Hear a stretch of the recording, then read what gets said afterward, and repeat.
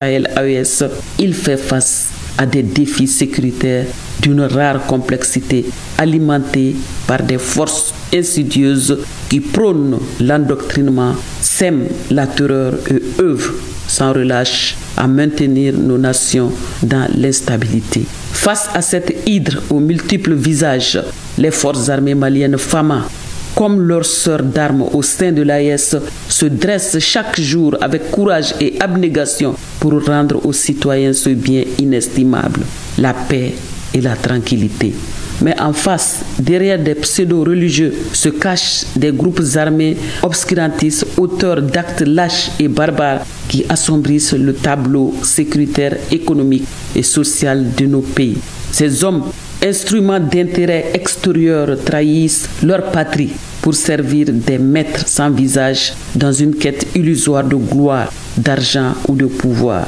Il faut le dire avec gravité, ceux qui endeuillent le Mali sont bien souvent des enfants du terroir. Alors se pose cette question essentielle. Comment leur ramener sur le chemin de la conscience nationale? La réponse ne peut venir qu'un effort collectif. Car ceux-là même qui manipulent ces forces obscures sont parfois inconscients d'être pris au piège de leurs propres illusions. Ils participent à leur propre malheur en retournant leurs armes contre leur peuple, leurs frères, leurs terres. Dans cette tragédie silencieuse, chacun souffre, les victimes comme les bourreaux. Et à chaque goutte de sang versée, c'est le Mali, notre Mali, qui perd un peu de son âme, de ses enfants, de son avenir. Ceux qui s'en prennent aux citoyens inconscients vendent leur âme à l'ombre pour un présent trompeur. Mais leur futur ne sera que regret et désillusion. Leur pacte obscur les lie à une spirale de malheur dont ils ne sortiront jamais indemnes. Le mal donne en surface, mais détruit en profondeur. Et pourtant, face à cette tempête, l'espoir demeure. Le Mali, le Burkina Faso et le Niger tiendront bon. Ils résisteront à tous les complots, surmonteront toutes les trahisons. Il nous suffit de revenir à l'essentiel, de nous réconcilier avec nos valeurs cardinales, l'unité, la tolérance, la patience et le vivre ensemble. C'est dans cette communion d'âme et d'action que se dessinera la victoire. Car un peuple uni autour de son armée enraciné dans cette conviction et fidèle à sa souveraineté demeure invincible. Nous sommes toujours sur le boulevard de l'Indépendance, précisément au monument de l'Indépendance. Après l'édito en version française, nous allons vous proposer maintenant l'édito en version bamanankan et c'est signé Bouramakani. Mali keleketche uka nyuan famu ani uka ben ni uka kelenya udebe dofara halibi Mali ka kelenya ni akase soroli bada kan wa odun fanate dalakuma gwanza ye fo uni jamana de belajele ka ben ka faranyuanga ka obara uke nyuanve doni o wulili nyuanfe ani oje ka bara de fanga kabu ode bato ambise ka sirada bingani kelaw kojugu kelaw ani ka do tieni kelaw wɛrɛw ɲɛ ka bɛn u ka hakilina jugu sabatilimu wa o b'a to fana u ti se ka dangari an ka jamanaw ka yɛrɛya la kɛrɛnkɛrɛnyala Mali ye kelen de ye tilayɔrɔ tɛ a la wa a tɛ tila bi Mali ye a yɛrɛ sɔrɔ ani a ka tilennenya ka o sababu kɛ a denw bɛɛ lajɛlen ka faamuyali ani u ka wulikajɔ ye Mali kelen tɛ kɛlɛ wulikajɔ la a badenw ni a sinjiw Burkina Faso ni Niger AES hakilina kono u baka ka u ɲɛsin lakanabaliya ani gɛlɛya wɛrɛw bɛɛ lajɛlen bani demo o min fana tɛ ko nɔgɔn ye ka da kan bolo wɛrɛw ani jɛɲɔgɔn jugu dogolen wɛrɛw de bɛ nin kow bɛɛ lajɛlen kɔfɛ ni mɔgɔw nɛgɛni ani u hakili yɛlɛmali ye ka u bila ka kojugu ani kɛbaliw kɛ ka ɲɛsin jamana tɔɔrɔli ani a basigibaliya mɔ ka bɛn nin ko sidɔnbali waralen mɔ Mali ka kɛlɛkɛcɛw ani u badenw ni u sinji minnu bɛ ɲɔgɔn sɔrɔ AES kɔnɔ olu bɛ wulikajɔ la su ani tile ni galabu ani hakili ɲuman ye yaasa ka u ka jamana kɔnɔdenw hakili sigi ka na ni basigi ani bɛn ani lafiya ye min bɛ kɛ sababuya ye u ka se ka wulikajɔw kɛ ka ɲɛsin yiriwa baaraw mɔ i n'a fɔ lafiya ani hakilisigi kokura nga ka ɲɛsin nin bɛɛ lajɛlen mɔ nin kojugukɛla ninnu kɛn bɛ ka diinaw de birifini ta ka da u kan k'a lajɛ k'a fɔ k'u b'a fɛ ka sɛ de fa finijɛ la ka sɔrɔ o joli ma ye u kɛn bɛ ka u dogo n'i k'a dɔ maramafɛnw ye ni hakilina ɲuman ninnu kɔrɔla la ka olu kɛ sutura birifiniw ye ka bimaw kan fugariya la ŋaniyajuguya la dogo la dibi la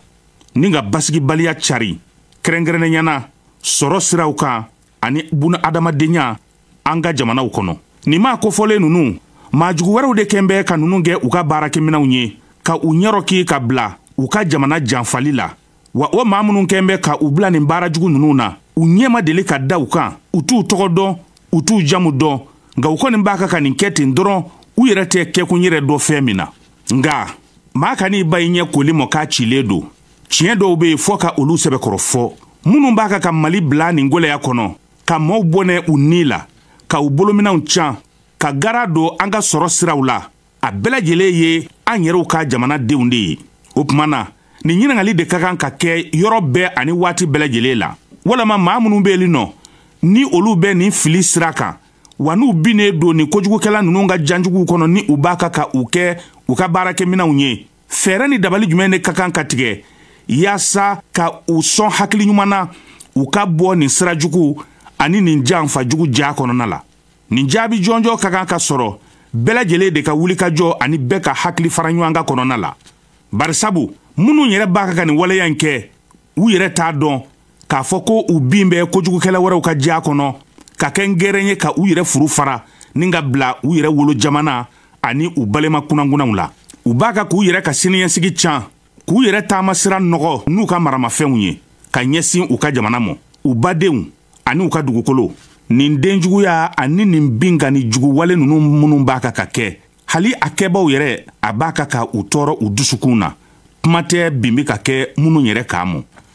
wa fɔ an k'a dɔn ko ni o ni bi bin joli o joli bi bɔn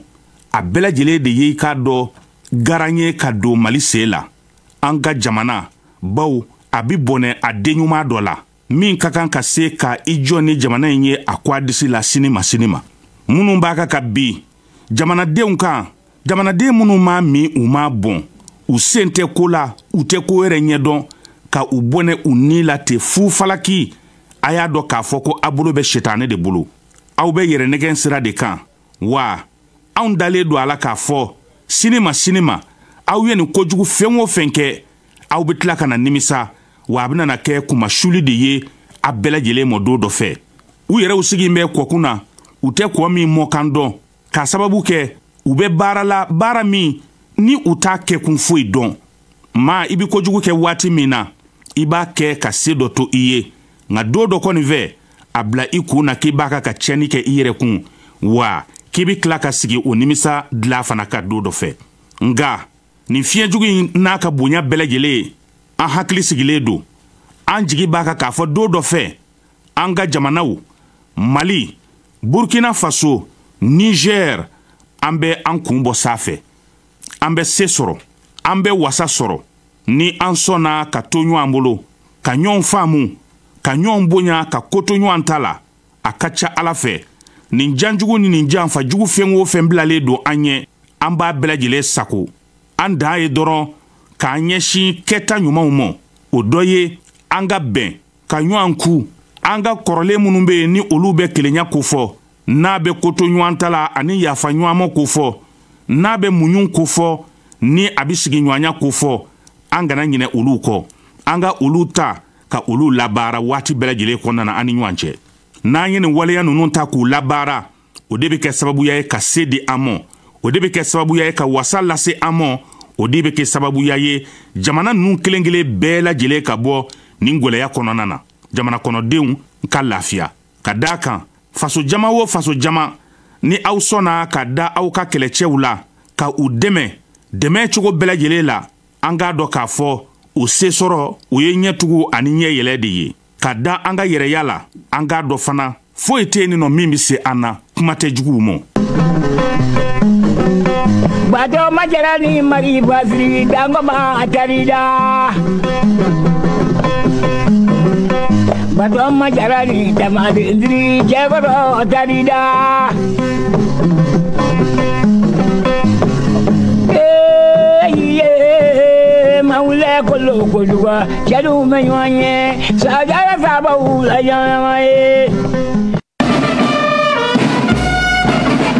C'est ici, précisément sur le boulevard de l'Indépendance, comme vous pouvez le constater, pratiquement tout est fin prêt qu'aura lieu le défilé historique, le défilé du 22 septembre. Mais un défilé, c'est d'abord la préparation. Une de nos équipes de reportage a suivi comment les hommes se sont préparés pour offrir un spectacle à la population malienne. La dernière révision générale du défilé du 22 septembre s'est tenue ce matin à Bamako. Tout est passé au crible. Synchronisation, placement, rythme des pas et fluidité du défilé. Tribune montée, rien n'est laissé au hasard.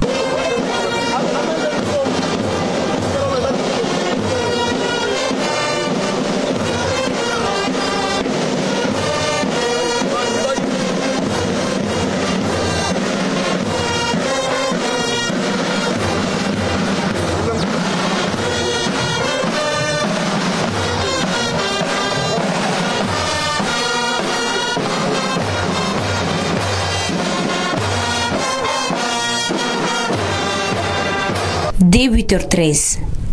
le temps est donné avec la revue des troupes par le général de division Oumar Diarra, chef d'état-major général des armées. À 8h35,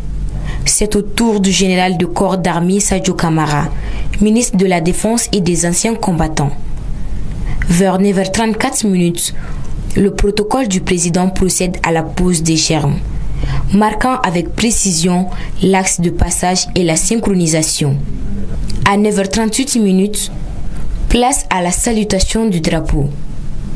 Avant que le ministre, accompagné du chef d'état-major général des armées, ne boucle un dernier tour de la revue des troupes jusqu'à 9h57, heure de fin de la revue. À 10h pile,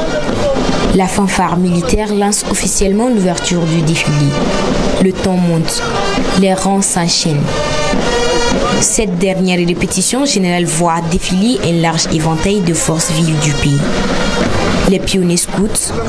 le Conseil national de la jeunesse, la brigade citoyenne, l'école de la citoyenneté, les volontaires de la protection civile, les soldats citoyens, le mouvement sportif national, Mali Météo et même les acrobates de la culture malienne, symbole vivant de l'identité du pays. Après le passage des civils, la deuxième séquence de cette simulation générale a débuté à 10h47 précise. Cette fois, place aux forces armées et de sécurité